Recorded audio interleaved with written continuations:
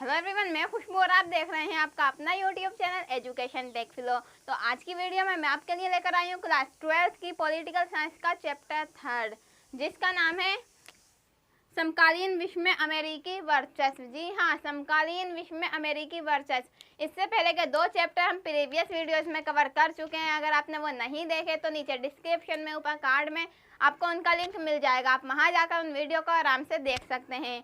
और उन वीडियोस का पहले देखिए इस वीडियो को देखने से पहले, क्योंकि जब तक हमें स्टार्टिंग का ही नहीं पता होता तो हम एंड का कैसे समझेंगे। आप ये मत सोचिए कि हमारा 3rd चैप्टर है, हम 3rd चैप्टर की डायरेक्ट वीडियो देखेंगे तो हमें 3rd चैप्टर आ जाएगा। ऐसा बिल्कुल नहीं है, बल्कि ये सारे चैप्टर एक दूसरे से रिलेटेड हैं, सबका एक दूसरे से संबंध है। पहले हमने फर्स्ट पढ़ा था शीत युद्ध का दौर, जिसमें हमने 2 महाशक्तियों के बारे में पढ़ा था। फिर हमारा सेकंड चैप्टर आया 2 ध्रुवीयता का अंत, यानी कि सोवियत संघ का विघटन हो गया। अब हमारा 3rd चैप्टर है समकालीन विश्व में अमेरिकी वर्चस्व, यानी कि अमेरिका का जो वर्चस्व था वो पूरे विश्व पर कायम हो गया था। पूरे विश्व में एक ध्रुवीय व्यवस्था हो गई थी, पूरे विश्व की एक महाशक्ति हो गई थी जो आज तक बरकरार है। जी हाँ, आप जानते हैं कि आज तक अमेरिका की जगह कोई दूसरा देश नहीं ले सका है। अमेरिका कल भी महाशक्ति था और आज भी महाशक्ति है, और पता नहीं कब तक अमेरिका महाशक्ति बना रहेगा। तो चलिए जानते हैं आज अमेरिका के बारे में। ये पूरा चैप्टर जो है सिर्फ और सिर्फ अमेरिका के बारे में ही है। हम इसमें अमेरिका के बारे में बहुत ज़्यादा डिटेल से पढ़ने वाले हैं। तो चलिए शुरू करते हैं आज की वीडियो। तो सबसे पहले 1991, आप जानते हैं कि सोवियत संघ का विघटन कब हुआ था? 1991 में हुआ था। तो 1991 में सोवियत संघ के पतन कह लो या विघटन कह लो या फिर अंत कह लो, तीनों का अर्थ एक ही निकलता है। तो इसलिए हम कुछ भी वर्ड यूज कर सकते हैं। तो सोवियत संघ के पतन के साथ ही शीत युद्ध का भी अंत हो गया था। आप जानते हैं शीत युद्ध शुरू क्यों हुआ था? क्योंकि विश्व में 2 महाशक्तियां हो रही थी। अब दोनों महाशक्तियों के बीच तीसरा विश्व युद्ध ना हो, इसलिए शीत युद्ध लाया गया था। और जब 2 महाशक्तियां ही नहीं रहेंगी तो शीत युद्ध का क्या मतलब रह जाएगा? तो इसीलिए सोवियत संघ के विघटन के साथ शीत युद्ध का भी अंत हो गया था। उसके बाद क्या हुआ? अमेरिकी वर्चस्व की स्थापना के साथ विश्व राजनीति का स्वरूप एक ध्रुवीय हो गया। आप जानते हैं कि जब सोवियत संघ का विघटन हुआ तो विश्व में कौन सी महाशक्ति रह गई? अमेरिका महाशक्ति रह गई, USA। तो उसके बाद क्या हुआ? सिर्फ एक ध्रुवीय विश्व रह गया। जब सोवियत संघ अमेरिका दोनों थे तब क्या था? विश्व 2 ध्रुवीय विश्व था। 2 ध्रुवीय विश्व यानी कि 2 महाशक्तियों वाली दुनिया। पर जब सोवियत संघ का विघटन हो गया तो क्या हुआ? एक ध्रुवीय विश्व रह गया, इस दुनिया में एक महाशक्ति रह गई। तो हम आगे देख लेते हैं।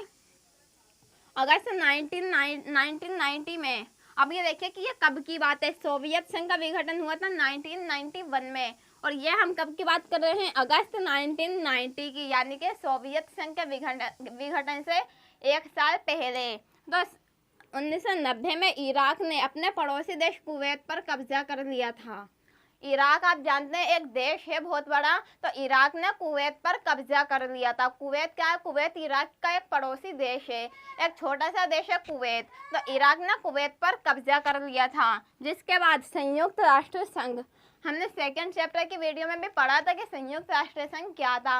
मैं आपको फिर से बता देती हूँ, संयुक्त राष्ट्र संघ यूएनओ ही था। यूएनओ संयुक्त राष्ट्र संघ दोनों एक ही हैं। यूएनओ के फुल फॉर्म ही है संयुक्त राष्ट्र संघ। तो संयुक्त राष्ट्र संघ ने इस विवाद को सुलझाने के लिए, कौन से विवाद को? जो इराक ने कुवैत पर कब्जा कर लिया था, इस विवाद को सुलझाने के लिए अमेरिका को इराक के विरुद्ध सैन्य बल प्रयोग की अनुमति दे दी। क्या था? अमेरिका महाशक्ति था और यूएनओ ये एक संगठन था पूरे दुनिया के देशों का।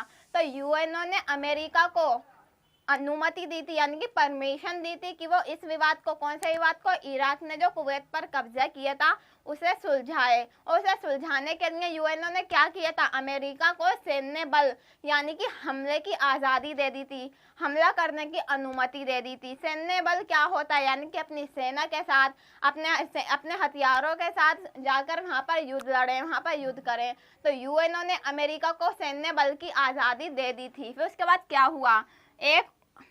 एक नई विश्व व्यवस्था को जन्म दे दिया। जी हाँ, ये जो अनुमति दी थी यूएनओ ने, इसको कहा जाता है कि यूएनओ ने अमेरिका को एक नई विश्व व्यवस्था को जन्म दिया था। नई विश्व व्यवस्था क्या थी कि कोई भी देश किसी दूसरे देश पर कब्जा करता है तो उसे छुड़ाने के लिए सैन्य बल का प्रयोग किया जा सकता है। तो यह थी नई विश्व व्यवस्था।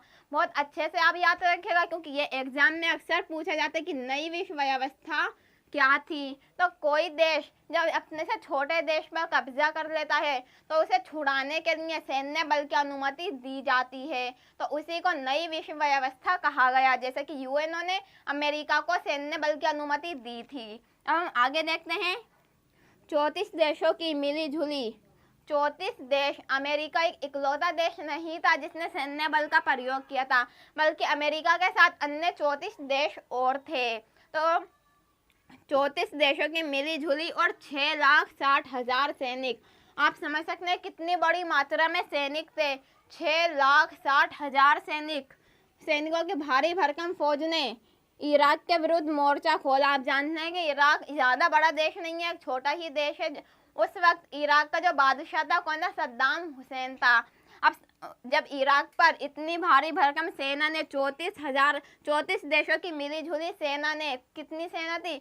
6,60,000 सैनिक। इतने सारे सैनिकों ने जब इराक पर हमला बोला तो इराक हार गया, क्योंकि इराक ने बिल्कुल भी तैयारी नहीं की थी युद्ध लड़ने की। और इराक के पास इतने ज़्यादा सैनिक भी नहीं थे कि वो इस युद्ध को लड़ पाए, इसलिए इराक जो हार जाता है। और उसके बाद इसको प्रथम खाड़ी युद्ध कहा जाता है। जो ये 34 देशों की मिली जुली और 6,60,000 सैनिकों की भारी भरकम फौज गई थी और इराक के साथ युद्ध किया था। इराक हार गया था, इसी को प्रथम खाड़ी युद्ध कहा जाता है। प्रथम खाड़ी युद्ध क्यों कहा जाता है? क्योंकि प्रथम यानी कि पहला, खाड़ी किसे कहते हैं? रेगिस्तान को, जहाँ रेत पाया जाता है। और इराक कहाँ पर है? खाड़ी इलाके में। तो इसीलिए प्रथम खाड़ी युद्ध, क्योंकि रेतीली जगह पर पहली बार युद्ध किया गया था, इसीलिए इसको प्रथम खाड़ी युद्ध की संज्ञा दी गई थी। और यूएनओ के इस सैन्य अभियान ने, जी हाँ, क्योंकि यूएनओ ने ही तो अमेरिका को अनुमति दी थी सैन्य बल प्रयोग करने की, तो यूएनओ के इस सैन्य अभियान को ऑपरेशन डेजर्ट स्टॉर्म कहा जाता है। अब ये युद्ध तो विश्व में किस नाम से? प्रथम खाड़ी युद्ध। और प्रथम खाड़ी युद्ध और यूएनओ ने इसका नाम क्या रखा?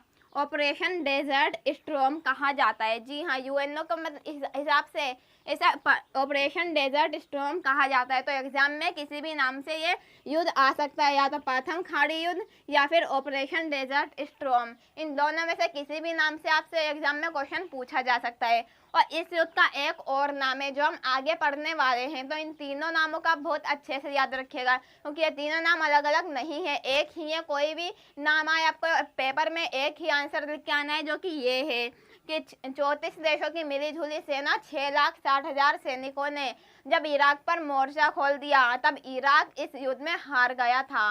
और इसी युद्ध को प्रथम खाड़ी युद्ध कहा जाता है। और इसकी अनुमति किसने दी थी? यूएनओ ने अमेरिका को सैन्य बल की अनुमति दी थी। अब हम आगे देख लेते हैं ऑपरेशन डेजर्ट स्टॉर्म की मुख्य विशेषताएं। अब ये जो युद्ध हुआ था, ये ऑपरेशन जो हुआ था, इसकी क्या क्या विशेषताएं थी, अब हम ये देख लेते हैं। 34 देशों की मिली जुली और 6,60,000 सैनिकों की विशाल फौज। जैसे कि हम पहले भी पढ़ चुके हैं, तो सबसे बड़ी विशेषता इस युद्ध की यह थी कि 34 देशों की मिली जुली और 6,60,000 सैनिकों की विशाल फौज। आप जान सकते हैं कितनी बड़ी तादाद में 34 देश कोई कम नहीं होते, और 6,60,000 सैनिक। आप अंदाजा लगा सकते हैं कि किस टाइप का युद्ध हुआ होगा। और 75% अमेरिकी सैनिक थे। ये जो 6,60,000 सैनिक थे ना, इसमें से भी 75% जो थे वो अमेरिका के सैनिक थे। जी हाँ, 75% सैनिक अमेरिका के थे। आप जान सकते हैं कि अमेरिका महाशक्ति था, उसके पास कितनी पावर थी कि सोवियत संघ भी उसके सामने कुछ नहीं रह गया था। सोवियत संघ महाशक्ति होने के बावजूद भी वो खत्म हो गया था, सोवियत संघ का विघटन हो गया था। अमेरिका तब से लेके अब तक महाशक्ति है, तो कुछ तो पावर होगी उसके पास। तो आप इन्हीं चीज़ों से अंदाजा लगा सकते हैं कि कितना पावरफुल था अमेरिका उस वक्त, और आज भी आप अंदाजा लगा सकते हैं कि अब भी कितना पावरफुल है अमेरिका।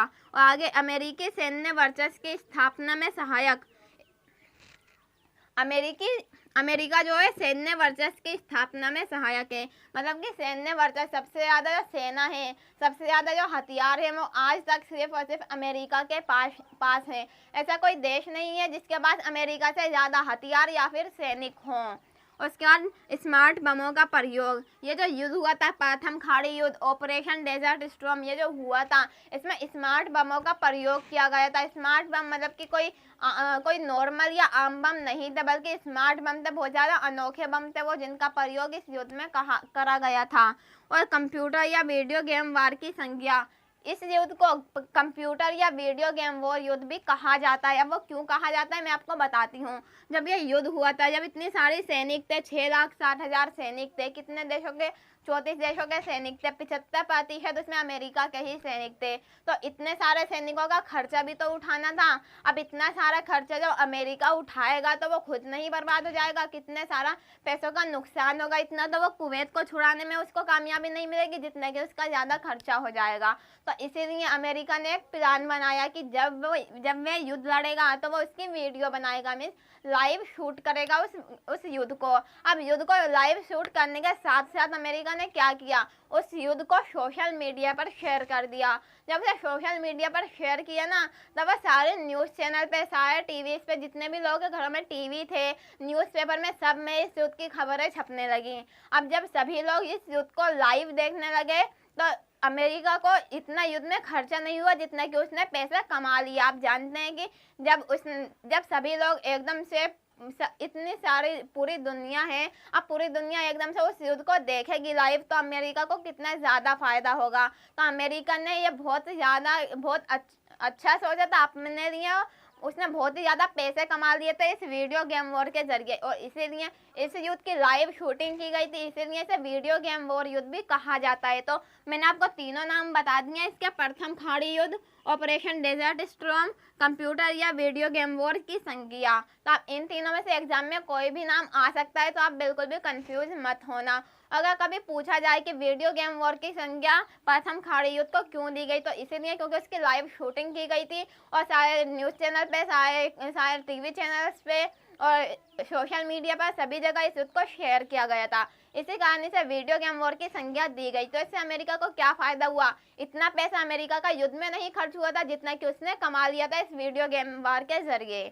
तो अब हम आगे देख लेते हैं वर्चस्व का मीन्स मतलब क्या होता है। हमने देखा कि हमारे चैप्टर का नाम भी यही है, अमेरिकी वर्चस्व। तो वर्चस्व का आखिर मतलब है क्या है ये वर्चस्व, तो आपको बताती हूँ। वर्चस्व, इसे हेजेमनी भी कहा जाता है। हेजेमनी आपने कभी नहीं सुना होगा, पर कोई बात नहीं, वर्चस्व का दूसरा नाम हेजेमनी है। और कभी भी एग्जाम में ऐसा नहीं पूछा जाता कि वर्चस्व का मतलब क्या है। एग्जाम में हमेशा पूछा जाता है कि हेजेमनी से आपका क्या अभिप्राय है। तो हेजेमनी से हमारा अभिप्राय है कि वर्चस्व और हेजेमनी दोनों एक ही हैं। अब हम वर्चस्व के मतलब जान लेते हैं कि क्या होता है। वर्चस्व शब्द का अर्थ है सभी क्षेत्रों जैसे सैन्य, आर्थिक, राजनीतिक एवं सांस्कृतिक क्षेत्रों में अंतर्राष्ट्रीय स्तर पर एकमात्र शक्ति केंद्र होना। अमेरिका क्या है, पूरे विश्व की एक महाशक्ति है।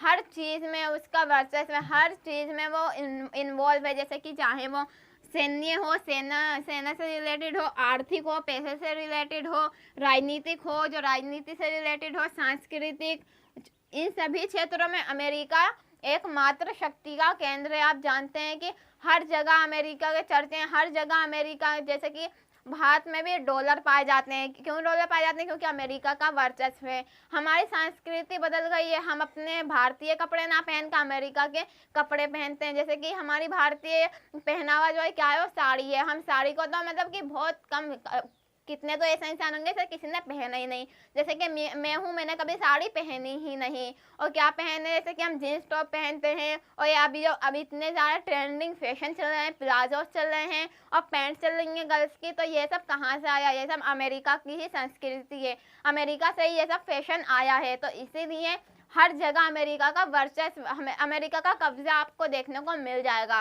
तो जहाँ पर भी हमें अमेरिका की चीज़ दिखे, और पूरे विश्व में ऐसा ही है। जी हाँ, ये सिर्फ भारत में नहीं बल्कि पूरे विश्व में ऐसा ही है।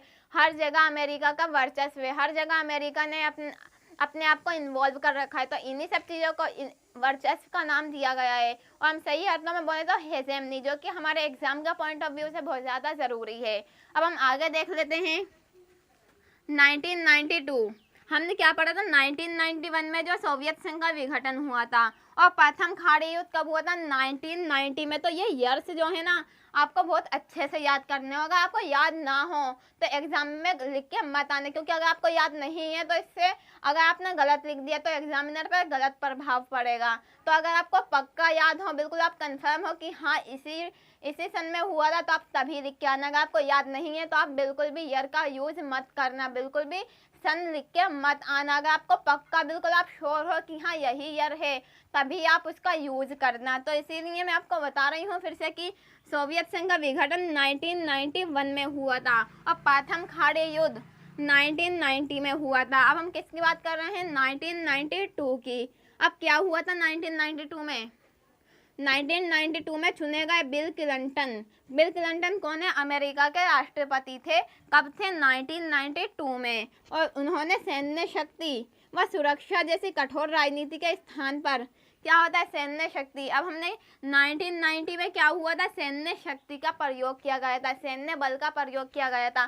किसके विरुद्ध? इराक के विरुद्ध। पर यहाँ पर जब बिल क्लिंटन नए राष्ट्रपति बने तो उन्होंने सैन्य शक्ति और सुरक्षा जैसी कठोर नीतियों पर बल नहीं दिया। जी हाँ, इन्होंने सुरक्षा और सैन्य बल पर बिल्कुल भी ध्यान नहीं दिया। इन्होंने किस चीज़ पर ध्यान दिया? इन्होंने दिया लोकतंत्र के बढ़ावे। जी हाँ, इन्होंने लोकतंत्र को बढ़ाने पर ध्यान दिया, जलवायु परिवर्तन पर ध्यान दिया। आप जानते हैं कि हमारी जलवायु जो है दिन पर दिन चेंज होती जा रही है, जिसके कारण हमारा प्रदूषण भी बढ़ रहा है, हमारा पर्यावरण खराब होता जा रहा है। तो हमारा जो संतुलन है वातावरण का, वो सब खराब होता जा रहा है। तो इसी वजह से बिल क्लिंटन ने जलवायु परिवर्तन पर ध्यान दिया था। और विश्व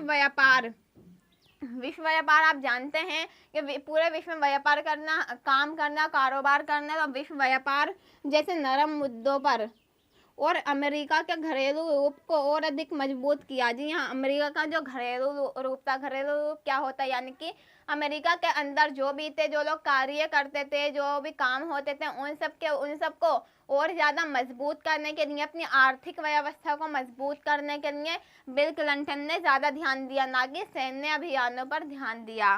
तो इसीलिए, लेकिन मौका पड़ने पर यूगोस्लाविया, सूडान और अफगानिस्तान के खिलाफ कठोर सैन्य कार्यवाही की। जी हाँ, इन्होंने ऐसा नहीं किया कि सिर्फ इन्हीं सब चीज़ों पे ध्यान दिया हो, सैन्य क्षेत्र, सैन्य अभियान, इन सबको बिल्कुल छोड़ दिया हो, ऐसा नहीं है। बल्कि जब इन्हें मौका मिला तब इन्होंने यूगोस्लाविया, सूडान और अफगानिस्तान के खिलाफ सैन्य कार्यवाही भी की। जी हाँ, आप जानते हैं कि यूगोस्लाविया कहाँ था? हमने सेकंड चैप्टर की वीडियो में पढ़ा था कि यूगोस्लाविया जो था वो सोवियत संघ का एक गणराज्य था, सोवियत संघ का एक देश था। और सूडान और अफगानिस्तान तो आप जानते ही होंगे बहुत अच्छे से। तो सूडान और अफगानिस्तान के खिलाफ, इन तीनों देशों के खिलाफ सैन्य अभियान छेड़ा था। किसने? बिल क्लिंटन ने, जो 1992 के राष्ट्रपति बने थे अमेरिका के। तो आई होप आपको बहुत अच्छे से ये वीडियो समझ आई हो। फिर से एक बार मैं बता देती हूँ कि नई विश्व व्यवस्था, प्रथम खाड़ी युद्ध, ऑपरेशन डेजर्ट स्टॉर्म और गेम वॉर, ये तीनों तो एक है, पर नई विश्व व्यवस्था आपके लिए बहुत ज़्यादा इंपॉर्टेंट है, क्योंकि ऐसी चीज़ें एग्जाम में हमेशा पूछी जाती हैं जो कि थोड़ी नई सी होती हैं और बच्चों को कम समझ आती हैं। और इसीलिए इन चीज़ों का आप बहुत अच्छे से याद रखिएगा। So thank you for watching education tech flow.